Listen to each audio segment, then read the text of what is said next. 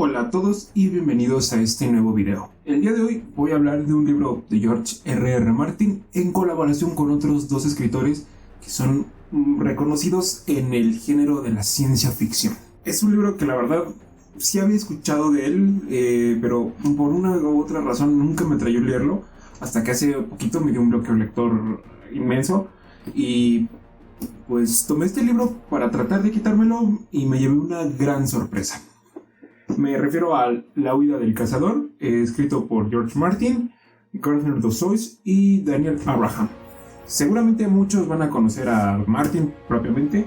A Gardner Dozois tiene más trabajos como editor de compilaciones de ciencia ficción, y a Daniel Abraham por ser una parte del seudónimo de James S.A. Corey, que son los escritores de The Expanse, una famosísima saga de ciencia ficción que también tiene una serie bastante decente para la ciencia ficción. Aquí tenemos una colaboración de tres escritores de ciencia ficción muy buena. Pero, ¿de qué va la historia? ¿De qué trata La huida del cazador? Ramón Espejo es un hombre autodestructivo que se la pasa viviendo una vida llena de abusos, de excesos y de violencia. Un día, en una pelea en un bar, Ramón asesina a una persona accidentalmente, así que para evitar ser arrestado y tener cualquier clase de problema legal, Ramón huye a las montañas del planeta de Sao Paulo, donde buscará hacer dinero explotando ciertos recursos, hasta que de una forma u otra termina haciendo contacto con una especie de alienígenas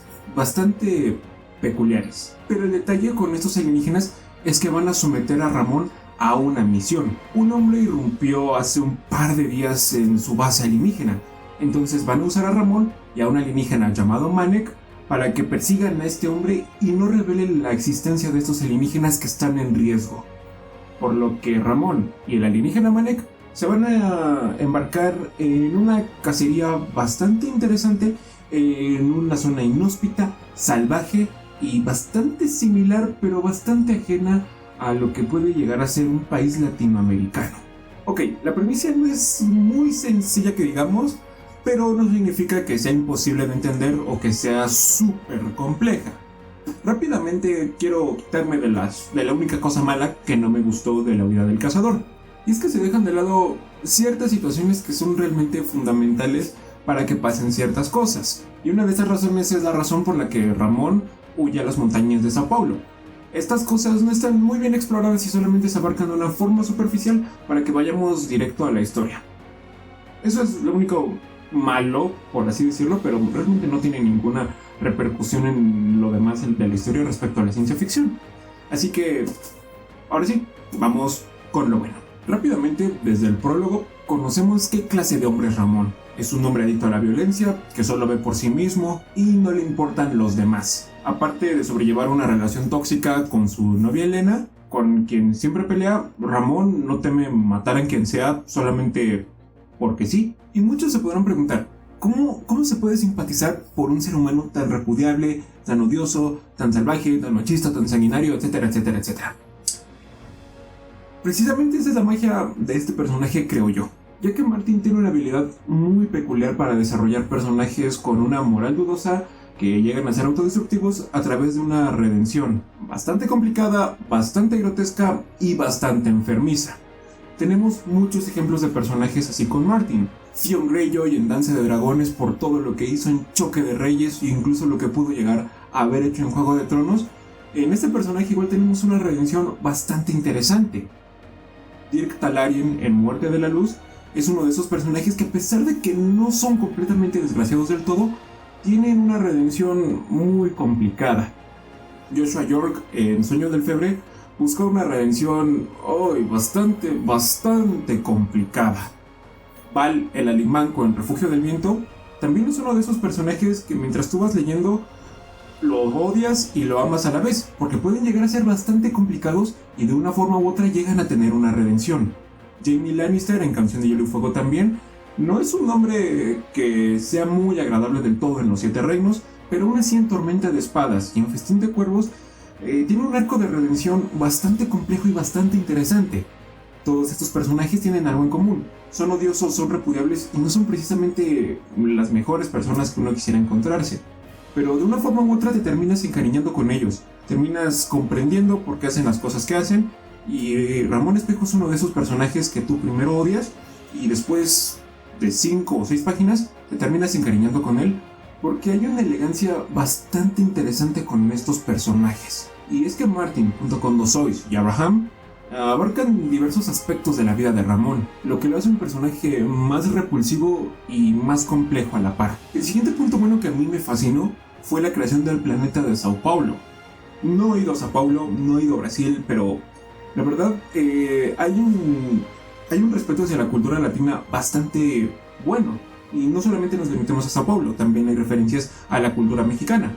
De hecho, Ramón Espejo nació en Oaxaca, México, no en un planeta que se llame Sao Paulo o en Brasil. Así se llama el mundo, que fácilmente, creo yo que sí es parte de los 1000 mundos. La creación de Sao Paulo es bastante interesante. Yo sentí una cercanía muy interesante con este planeta, porque me recordaba mucho a ciertos tópicos comunes que tenemos las personas latinas, como los barrios, los colores, las pinturas, las personas, cierta forma de vestir, cierto uso de palabras, porque tengo que remarcar, aquí las groserías son bastante fluidas, pero no son groserías comunes, son groserías propias de Latinoamérica. Bueno, un poco más de México en ciertos aspectos, pero la verdad hay muchos elementos de la cultura latina en el mundo de Sao Paulo, tales como ciertas bestias como la Llorona y el Chupacabras. Aparte de que con las descripciones de los 3 escritores, que llegan a ser bastante poéticas, tenemos un mundo tropical y salvaje muy interesante. Hay animales de colores, hay luces, hay ríos, hay bosques, hay selvas, hay montañas, hay muchas cosas que son propias de un mundo alienígena, pero que a la vez resultan ciertamente familiares para el planeta Tierra. Entonces es como estar en casa, pero no estar en casa a la vez. Es estar en tu casa, pero no en tu casa precisamente. La creación de Sao Paulo es muy interesante, es muy rica, es en cierta forma compleja. La geografía, que a pesar de que no hay un mapa, es bastante fácil imaginarla. Los animales que habitan este planeta, todas esas cosas están excelentemente bien. A pesar de que esta es una novela de ciencia ficción, la ciencia ficción no es el punto central de las cosas, y es que el libro está más enfocado en la ficción que a la ciencia como tal, cosa que no demerito para nada, porque la verdad es muy interesante y es muy alucinante ver cómo funcionan estas cosas. La parte importante son los personajes, Ramón y Manek. Solamente son estos 2 protagonistas con los que nos pasamos la mayor parte de la novela. De las 330 páginas que tenemos, yo creo que 300 páginas nos las pasamos con ellos 2 nada más. Y la verdad es bastante interesante ver cómo se relacionan y cómo es su química, puesto que ambos son complejos y bastante interesantes. Por una parte, con Ramón tenemos el lado humano de la situación, que incluyen el sarcasmo, el placer, la violencia y una pequeña esperanza de que las cosas pueden llegar a ser mejores. Y del lado de Manek, del lado alienígena,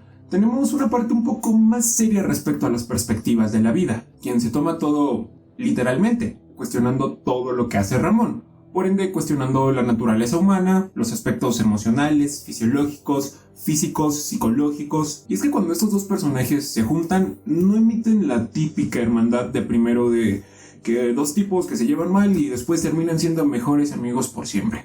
No, a pesar de que tenga todas las pistas de ser algo así, es algo completamente diferente, porque ambos pueden hacerse daño el uno al otro, y solo es cuestión de tiempo hasta que alguno de ellos tome la decisión de dañar al otro y poder escapar de esa situación. Al ir explorando el mundo, nos encontramos con parajes impresionantes, propios de un mundo alienígena, como ya les mencioné, y el que la historia se desarrolle en un mundo salvaje e inhóspito que prácticamente nadie ha explorado, le da un toque bastante interesante al libro, ya que vemos a Ramón y a Manek luchar contra ellos mismos, tanto en el sentido interno y en el sentido externo.